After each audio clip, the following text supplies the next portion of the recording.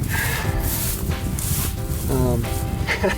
See, I haven't done this side of it. I'm not used to doing the interviewing side. I'm used to being the interviewee. Oh, it'll be a challenge for both of us. So this is going to be fun. First off, I'm Chris Biro.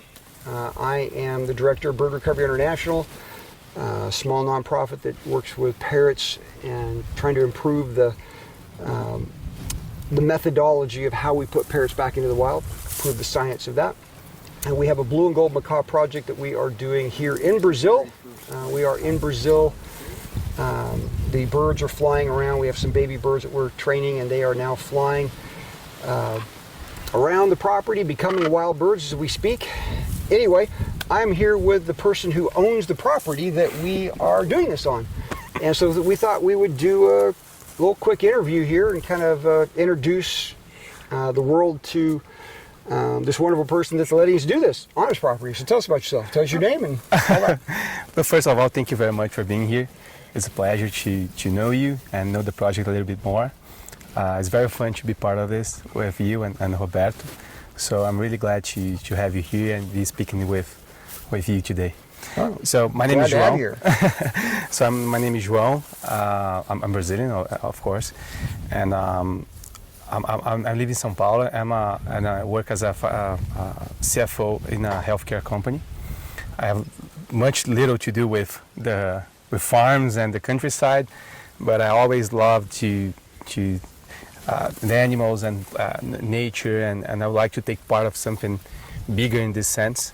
And the first thing that Roberto just teach me that we could make something out of this property and make something that would be good for the nature, good for birds, and just dive in the project because I think it would be very, very nice for me. So how do you like the idea of having macaws, wild macaws, flying around on your property? Oh, macaws, they're beautiful, first of all, and they are so happy animals that we don't see anymore here in this place. You got to see them fly around a little bit today, didn't you? It was very nice, very nice. It was beautiful. And maybe this haven't happened here in this region in about 50 years. Mm-hmm. And being able to reintroduce these animals back in the wild and see your job here training the birds, this is something that it's once in a lifetime to see. It's very, I'm very happy to learn about the project a little bit more. Well, it's a once-in-a-lifetime opportunity for me as well. I've been working on trying to get this to happen for like 12 years now, and it took us 2 years just to get the permit. So then it was a matter of where do we do it, and then, you know, Umberto said, well, I got the place, and the owner is all excited about it, and we're like, cool, awesome. And now we're here having a great time. Yes, I think this is just the beginning. I see this property as a place that we can establish the forest again and make all the bad things that humans make to the nature in this region, because this is a very used region for crops and sugarcane, and the environmental consciousness for the Brazilians is something that is just starting, and I think we have so much to do. So we're really happy to see this place as a conservationist project and making part of something bigger. Well, I'm glad to hear that, because one of the things we want to do is we want to be able to show that we don't have to be in conflict. Okay, the sugarcane is a huge part of, and you see the sugarcane fields behind us here, but there's a whole lot of areas on the perimeters of the sugarcane fields, and there's lots of areas that we could plant more trees and the kind of trees that the macaws can live on. Mm-hmm. And so like this piece of property right here, we have these little berry things right here on this tree right here are something that the birds eat. Mm-hmm. Okay, so they're going to be learning about coming up here and eating out of these trees, and there's several different types of foods that they can eat on this property, but we can also add palm trees. You see palm trees on this property? Not so much. So we can plant palm trees here, and it's one of the things that Bird Recovery International wants to do is we're going to be planting like 7,000 trees in this area for these birds. As their population increases, they'll have more food sources for them as the population grows. So, but the idea is to not be in conflict with the agriculture that's here, but to work with it, because there's a whole lot of areas that we can still plant trees in and have this wildlife, but still have the benefits, because we all need the agriculture. Sure. It's not like we don't want to work with them. We believe that we're not at odds. It's a matter of working together, which we think is very, very doable. Oh, for sure, for sure. It's where the people get the jobs. So jobs and food. Jobs and food. Really. Food's important. Yeah, so much.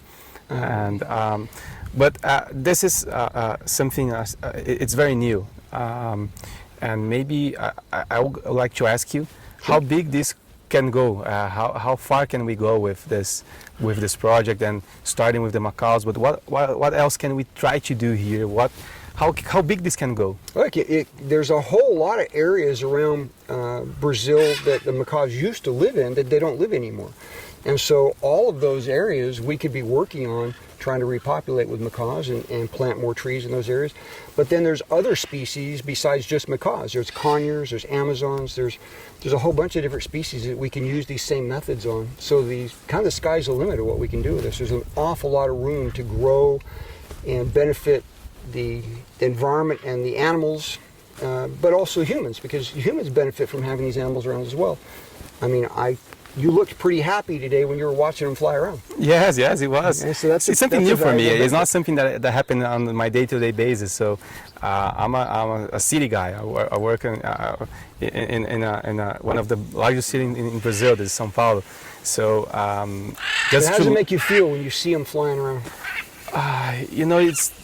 It's totally different, because the lessons that you made today, the way the birds think and the way they act, and why it's important to have some habits to the birds and the things that you teach them to fly, it's so educative. So it's something that I think everyone should have learned this before. And today we're talking so much about environmental, social, and governmental things and ESGs. The companies are always trying to make some projects that have an impact. So learning more about this, I think that is something that everyone should have the taste. And today I have a little bit of taste, and I saw the birds flying. It was so amazing. It was really beautiful, really beautiful. I'm hopeful that what we're doing will play into the ESG thing, because in a very positive way. There's a lot of people who are very unhappy about some of the ESG concepts, this whole woke. Not everybody's thrilled about some of the social justice issues that are being pushed on people through companies. And a lot of companies are losing money because of that. Disney and Coca-Cola have lost a ton of money over this, for just to name a couple. But there's other ESG components like what we're doing that is nobody's going to be complaining about this. This is going to be something that people are going to be happy about, rather than creating a division in people. So I'm hoping that we can attract funding for this kind of a project through that avenue, because the ESG thing is something that's in our world today. And if we can do this in a way and help the companies improve their ESG scores by doing something that's environmentally good without creating the political backlash, I think that presents an opportunity for conservation projects like this to be able to grow and provide a good service for the community that way. And speaking a little bit about funding and ESG and companies, one question that I haven't made you yet, and I'd like to learn a little bit more, is talk a little bit more about your organization, the group that you make part, the group that Roberto is taking part as well. Who are you guys? Bird Recovery International is a non-profit organization. It's a 501c3 organization in the United States in good standing. We're small. I've funded most of it through my own pocket, because we haven't done much, because it's been hard to get the permits to do these kind of projects. It's taken us 12 years to get it this far. I've probably put, $60,000 of my own money in it. But anyway, our goal is to, we're scientists basically, or we're professionals. And I guess I am a scientist now, because I'm peer reviewed published, so it makes me a scientist. But I'm a professional animal trainer who's really enthusiastic about improving the science of how to put these animals back, because I know that there are deficiencies in part of the science for how to put the animals back, and so that's something I feel like I can contribute to. And so Bird Recovery International is just a handful of people that is trying to do projects that involve improving the population stability, like these animals, establishing them here, but also helping them be not just here, but having the resources to function and survive and thrive here, and improve the science of how we do that at the same time. And it's, we have a website, birdrecoveryinternational.com. Palmsforparrots.com is about the tree planting program that we're doing, where people can plant trees, just so they can buy they can plant a palm tree for like $5. They'll plant the seed for $5, or plant a 1-year-old seedling for $25. That helps support the planting of the trees, but it helps support the projects. So that's one of the things we're looking to do with that. You can follow the progress of this project on Facebook. Go to the Bird Recovery International Facebook page, where that's where I post photos and videos of the project as it's progressing. That's most everybody involved has PhDs except for me. So it's something that is we don't make a lot of publicity out of Bird Recovery International. It's not something that we've tried to do at this point, but I think you'll see us doing more of that as we have the projects like this mature. Because I'm one of those people that feels uncomfortable about asking the public to help fund this when we haven't done anything yet. Right? I mean, we've done a little bit. We've published a peer-reviewed paper about doing this. We've funded a project in Peru where they were pulling the babies that would normally die because mom and dad don't feed. They feed the first one and the rest of them die. And so we pulled those babies and we fed them hand feeding, and we gave them back to the parents, and then the parents continued to feed them. And they raised all 3 or 4 of them, and they don't normally do that. So it was a very successful project, but that was in line with our view of supporting the animals so that the animals, there's a lot of different ways you can do parrot conservation. You can buy land, you can do studies where you study how big they get at what speed and this kind of thing, but it doesn't really help the animals survive when you do that type of a study. So we're interested in things that actually help the animals, first off, be reintroduced to an area, but also to thrive and stabilize the population. I'm a firm believer that if you wait until there's only 15 of them, then you've waited too long. Okay, we need to be doing something for them when there's 1,500 of them or 15,000 of them, and not let the numbers get so low where it becomes critical. So that way it takes a lot more effort, a lot more money to save a species that's down to 10 or 15, when you can do a whole lot cheaper, easier, higher chance of success when you work with those animals before you let it get that low. So that's the kind of projects that I'm looking for. And you said something about the scientific part of the project. And what we're trying to do here is something really new. Nowhere else in the world someone tried to get animals that were endangered or not any more available in the region and reintroduce as a wild animal. Isn't it? What's unique about this project is there have been other projects that took birds raised in captivity, but they were usually raised in government breeding programs. Whereas this program is actually taking birds out of the pet trade, because that was really important to us, because there's been a belief in scientific communities and government agencies that the birds in the pet trade have no conservation value. Well, that's only true because nobody's done projects with those pet birds, so to demonstrate that. And that's also true because at this point they didn't have the techniques to use the birds raised from the pet trade. And I believe that that's a really, really important component of this, because it's very possible that the only birds we're going to have left in the not too distant future are the birds that we have in the pet trade, because we have a reserve population. So if you don't have the birds to put back, you can't do a conservation release project and repopulate the area. You have to have birds to put back. And so the pet trade is a fantastic source of reserve population birds, right? And we need to learn methods to use those birds, because there's not enough zoos in the world to protect the thousands and thousands. There's like 10,000 species of birds. And the U.S. has, 200 zoos? I don't know how many Brazil has, but say they have the same amount. So maybe we have 400 zoos. How do you protect 10,000 species with only 400 zoos? You can't. So, we can utilize that reserve population if we have the techniques to do that. And the other thing that's really important is that the pet trade creates enthusiasm for conservation. It creates enthusiasm for valuing these animals. When people have pets like this, they become very attached to them, and then they want to support them in the wild. Whereas the birds that don't have a pet presence tend to just be allowed to go extinct, and nobody seems to care. And so I think it's really, really important that we view the pet trade as an asset rather than as a problem, because without them, I think we're going to lose these species permanently. So having them in captivity is really important to me.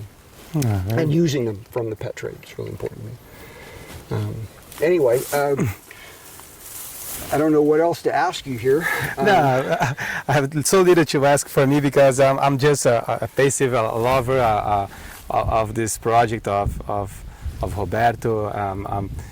Just met you, but I really believe that we're going to be good friends, and you can count on me and to make this project grow in Brazil, to make this whole area back to the way it was in the past, with a lot of trees and the biodiversity back. So you can count on me, and you have a friend here, and I believe that we're going to make the Bird Rescue International great. I'm looking forward to it, because the reality is Umberto, myself, and Don Brightsmith, the three key players in this particular project, we have the enthusiasm, we have the expertise, but we can't do all this by ourselves. We have to have public support, because we've only got so much money out of our own pockets. And what they always say in science is you're never supposed to use your own money to do science. That's not supposed to be the way it works. But sometimes if you don't put your own money into it, then it doesn't happen in the first place. It's a venture. You need to start somewhere. That's right. So you got to start somewhere, and this is hopefully going to open some doors. And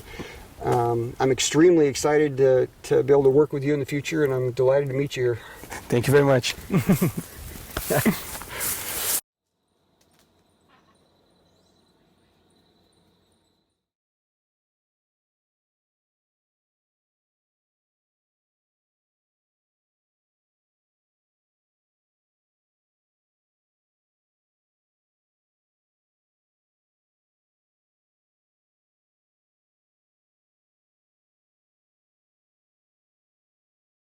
We're in Brazil.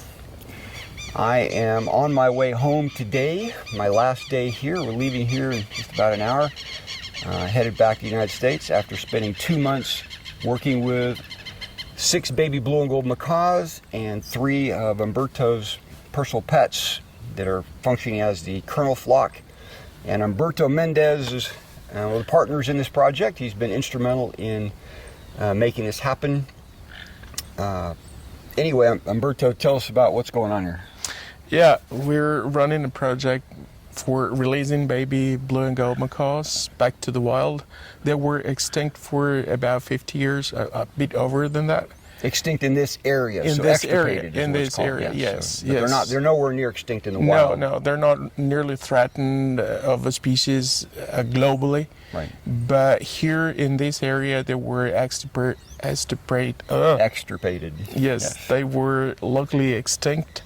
So we're putting them back here, and this is what the project is about. And the numbers of blue and gold macaws, are they stable? Are they declining? They're declining all over. So if we take, like, for the books and all the people working with statistics, they are declining. So they are each day further and further apart from here. So every time we put these species back, we're contributing for that to become stabilized. And the blue and gold macaw is fairly commonly seized as smuggled animals by the government? Yes, that's the third species. The third species being caught by the authorities. So we have a passerine bird, and then we have Amazons, and then blue and gold macaws is the third species.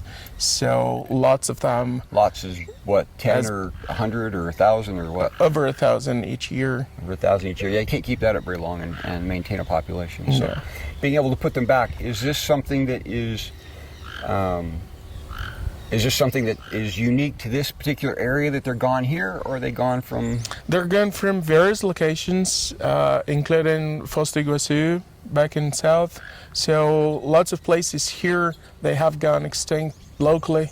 So projects like this will contribute a lot to the survival of the species in these particular areas. Out of their historical habitat range, what do you say? What do you think the percentage is that they're gone from versus what they're still?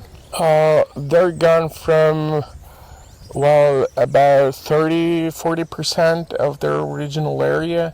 It's a pretty big area. Yeah, it is. Because they covered a lot of Brazil. I Yes, imagine. yes. So they were pretty common. Especially like if we think about southeast and southern states, they have gone extinct from these areas. And these are like the most densely populated areas, the most densely agricultural areas. So putting them back here and not being in conflict with agriculture use of the soil, that's a very good thing to do. And how does this project help put blue and gold macaws back in the wild? Is there something special about this project that makes this project especially useful to that? Or I mean, do they not have projects doing this already? Or there are some other projects putting birds back to the wild, but they use different techniques, and they have to wait a bit longer because they release birds that are over 2 years old. So this project is very good because we can then release baby birds. We can release birds before they are 6 months old. So we gain time, and we could eventually help the authorities to, once they are caught by the authorities, so because they were smuggled, so we can put them back really fast. So this is something very good for the method, and this method is like pioneer. So it's been done for the first time. So typically, biologists, like you say, wait a couple years before they turn them loose. And what has been important to me in this whole project is using those baby birds while they're still creating the behavior patterns that they're going to rely on for the rest of their life. Doing that in the wild location where they're going to live, rather than doing that in a big cage someplace, because we're calibrating their instincts to life inside that cage rather than life in the wild where they're supposed to be. So these old birds up here, for me, what's been really fun is to watch them go through that process of maturing from infant to toddler to what's the next phase after toddler? I guess child, then to teenager, and then on into maturity. So we've gotten to watch them. I don't know, what would you say? They're at the child stage right now. They haven't quite hit teenager, but they're getting close to teenager. Yeah.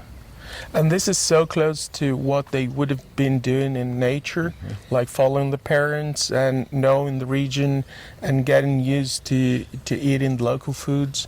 So this is something that has been done for the first time here. So we are the pioneers in that method. How's it gone? Oh, it's not finished yet, but it's going very, very well. We're very, very happy with the results so far, but they are not really feeding by themselves on native fruits yet, but they'll get there. Yeah, I'm confident they're going to get there. It's been one of the surprising things to me about this project, and surprise is maybe not the right word, but pleasantly surprised is probably the better way of saying it, is that, I've had certain theories about how this is going to work because, I've done all of these pieces with birds and pet trade, flying parrots and free-flying parrots, and teaching people how to free-fly parrots. It's worked really good for all the students that I've done. But this is the first time I've had the opportunity to actually apply this stuff in a local, in a in situ habitat where the animals are supposed to live, and then watch them with the intention of becoming wild birds. And it's been real fun to see how smoothly and flawlessly this has actually gone so far. Now, yes, we're not quite done. but I'm confident that the next phases are going to happen the way they're supposed to. Yeah. Unless something really bizarre comes up, Yeah. I'm pretty sure that they're going to do as well on the next phase as they have done up to this point. Mm-hmm. So, who all are the key players in this project, and what are their roles? What's their purpose? Yeah, we are 3 researchers. So it's you, Don Brightsmith from Texas University, and me. I'm a professor at UNIFAL at the university close by. So we are a very good team. So you are a professional bird trainer. I'm a professor. I work with ecology and the region and the vegetation. So I've been working through the paperwork to get us permits and so forth. We kind of wrote the proposal for this project together. I did most of the actual writing, but Don, if it wasn't for Don's input, the proposal wouldn't have gotten. I wouldn't have known how to write it in the first place. Mm-hmm. And then you took it through and managed to get Obama to give us the permits. It's without that, we wouldn't be here. No. So it really has been a team effort, and we've all each had our areas of specialty that we've been able to contribute, and it's been just a really incredible experience for me to be able to work in this team, mm-hmm. and not just being part of something like this. I mean, this has been something I've been working on for a long time, trying to make this happen, mm-hmm. trying to make a project like this happen. Mm-hmm. But also the fact that now that we're here, you know, I've always had this kind of expectation that if I ever could get a project like this off the ground, working with somebody like you and Don, that, you know, I'd be kind of sitting in the background because I'm not the biologist, you know. Mm-hmm, mm-hmm. But that's not been the case here. I've been able to pull a real significant role in it, and that's been a real honor and what a fun experience. Yeah. It's been a great team. Well, I can say that we're going to miss you, me and the birds. I'm going to miss this place and the birds for sure. Because you've been so involved these 2 months that you're here. So, yeah, it's been a great honor to have you here. You were my teacher, my free-flying teacher. So I only have these pet birds because of you. So I'm really honored. Well, it's really an honor to be able to do this. I mean, when we did this whole thing started because I did a free flight seminar in Sao Paulo with Silvia Corbucci, and you attended, but you'd already taken my course, and your birds were part of the demo birds that that let people see what free flighted birds are like. They did a phenomenal job. 2 of them that are flying here, actually. Mm-hmm. And then, you know, we went and visited the Lear's macaws, and on that trip, you know, we couldn't not talk about the potential of what this had, and could we do this? And then I contacted Don and said, Don, you need to talk to Umberto. There's somebody here that I think you're going to be interested, because we want to do a project. And next thing you know, Don's teeing up, and here we are, the 3 of us doing this. So it's been a really it's just been the coolest thing. It's just been the coolest thing. I've done a lot of things in my life. I've jumped out of airplanes. I've been the CEO of a company with 15 employees, and given the world free flight, so to speak. I mean, not entirely me, but I had a big role in that. And I've been teaching people how to free fly parrots for the last 12 years, 13 years now, something like that. Mm-hmm. And then to be able to take this and turn it into this, turn it into an actual conservation project. I mean, it doesn't get any better. It just doesn't get any better. As far as, you know, I make a living doing parrot shows as a pirate, so you could say this is a pirate's dream that turned into what a treasure chest this has turned out to be, you know? Yeah, I think that everybody that's passionate about parrots doing or being able to undo extinction, even if only locally, that's a dream come true. I don't even know how to describe it. It's it's one of those things that you look towards in the future, and it's one of those things you say, yeah, wouldn't I love to do this? Mm-hmm. And next thing you know, you're standing here doing this, That's an experience that I wish more people could get to be involved in. Although it's not easy to get here because the authorities that hold the gatekeepers, the permitting and all of that, they're not really open to people like me trying to do this. I tried to do this in the States with thick-billed parrots, and Fish and Wildlife just like shut me down. And so being able to do this here, hopefully will open doors back in the United States to be able to do it with thick-bills in the future at some point.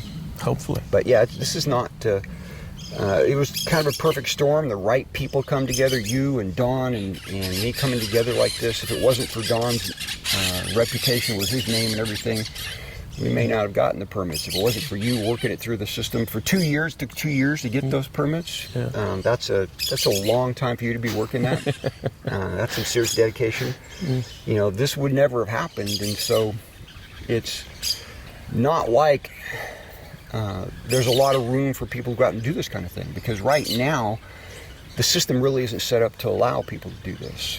So hopefully this project will actually open some doors in that respect too. Hopefully this will help create more openness to collaboration between the private sector and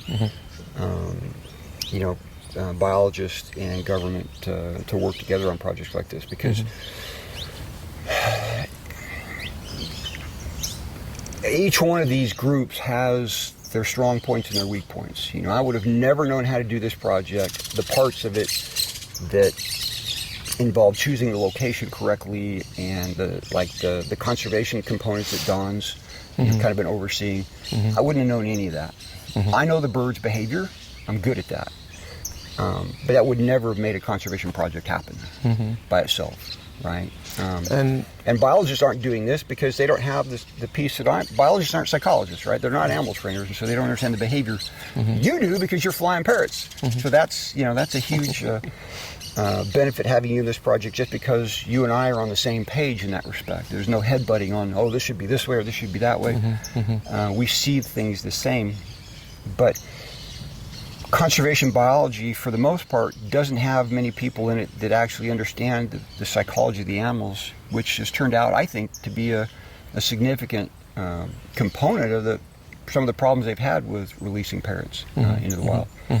So this is really, for me, just I get to feel like I'm doing my part. There's this piece I feel like I can contribute to, and what an honor it is to be able to do that.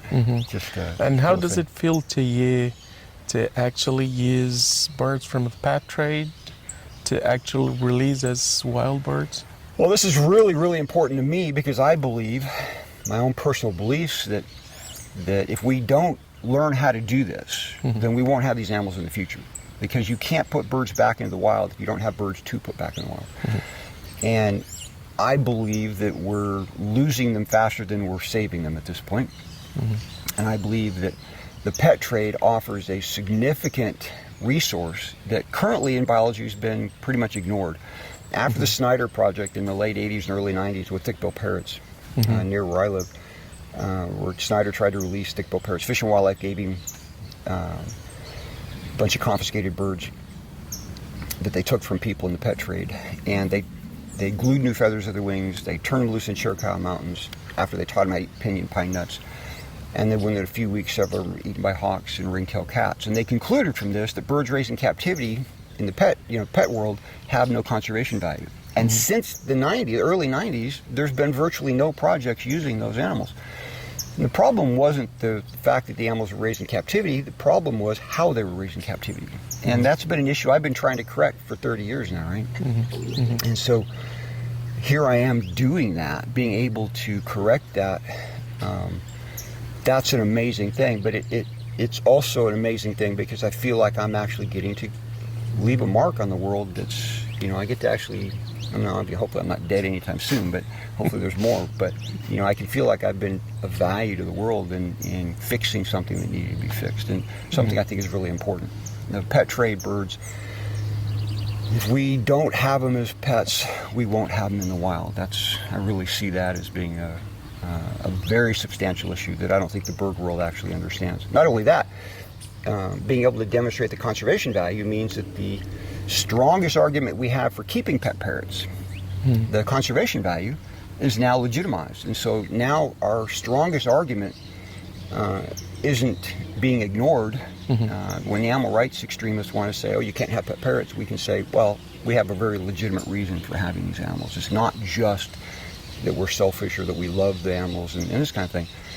I mean, I am somewhat selfish in that respect. I enjoy my animals quite a bit, and I don't think somebody else has the right to take that from me. But aside from that, there's a simple fact that, you know, we can now demonstrate via, well, we will be able to once we publish on this, via peer-reviewed published papers, that these animals do have conservation value, and therefore our pet birds have a significant role to play. It's no longer theory. It's about to be legitimized with proper science. Yeah. So to be able to do that is something I've been trying to do for a long time. Yeah. So how do you envision the future of this project? Well, first off, we have our permits are for 18 birds, so we got 12 more. And we learned a lot from this version, you know, this first 6 birds. We learned a ton. And so the next group we get to do, we'll be able to take what we learned this time, tweak it a little bit, and improve it even more on the next bunch. You know, one of the things that we had to face with this project was we couldn't let this fail. This had to be a success. We had to be straight and narrow, very cautious, so that we didn't do anything that was, you know, potentially risky in any way, because if this failed, that would be a disaster. Now that we've had this project, and, you know, I'm assuming they're going to complete this the way they're supposed to, but, you know, now that this has got to that point, the next iteration that we could get to do, we have a little bit more leeway to say, all right, we can try this a little bit this way and try this a little bit this way, and start tweaking the process itself to go from, we're going to transition from establishing that this is viable to now tweaking it to make it even more effective. And that's going to be a lot of fun. It's going to be a lot of fun. Yeah, and you're the head of Bird International, Bird Recovery International. So are you only dealing with putting these animals back to the wild, or do you have other sides projects? Well, we've funded a project in Peru with Don Brightsmith and his wife, where they were pulling the eggs, or not the eggs, but pulling the babies that would normally die that parents wouldn't feed with scarlet macaws. Scarlet macaws, when they lay 3 or 4 eggs, they feed the first one. Chick number 2 is a 45% chance of surviving. Chick number 3 is a 5% chance of surviving. So most of those birds die. And so what they did is they pulled those babies that would normally die, hand-fed them, and then gave them back, or gave them to a different pair, and they raised them. It was very successful. And so we funded that. And I tried to do a project in Honduras a few years ago, and that project wound up failing. We tried to set up an ecotourism program where we would set up a conservation breed and release project, but the ecotourism part died. The cruise ships didn't come back to that area. And so, but anyway, I learned a lot from that experience. We've got a project in Honduras right now with great green macaws, where I sent a brooder and incubator down there because we had a breeding pair of one of my students, like you, who's breeding great green macaws, and the female was breaking the eggs. And so we sent them $3,500 worth of incubator, and we got our first chick to hatch last year, although it did wind up dying, but we're waiting for the next group of eggs this time. But anyway, that project, we meet on that. We have been meeting, not recently, but we were meeting weekly for a while, and that project is going to possibly come back and be the next version that we're doing in Honduras, and hopefully you'll get to be involved in that one too.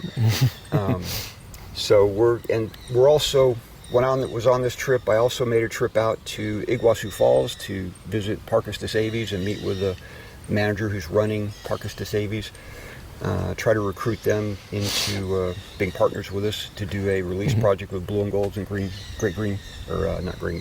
wings at the Parques des Aves, or the Iguazu National Park there. Because there used to be macaws there, and they're not now, but what an incredible experience that would be. You know, this has been a dream come true, but getting to fly macaws over Iguazu Falls, we can say, we put those there, they were gone, and we put them back. Oh, man, dream big, you know. Yeah. But they were very open to it, so we're working on that. Hopefully, you know, it's too early to say whether that's going to happen by any means, but that's in the works. And then also sun conures. You've gotten permits now to breed sun conures. We've got breeding pairs, and we want to do a sun conure release project up near the border of Guyana, the Brazilian border. Sun conures used to live in Brazil and Guyana and some of the neighboring states, but pretty much a couple hundred of them left in Guyana, and I'm not sure if there's any left in Brazil, but they need to be put back, and that's a project that we'd like to do as well. Have to figure out how to fund that. We'll get there.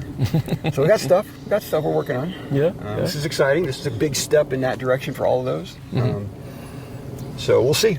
We'll see. Great. Was there anything else we wanted to cover in this? Well, sir, I've had an absolute great time being here.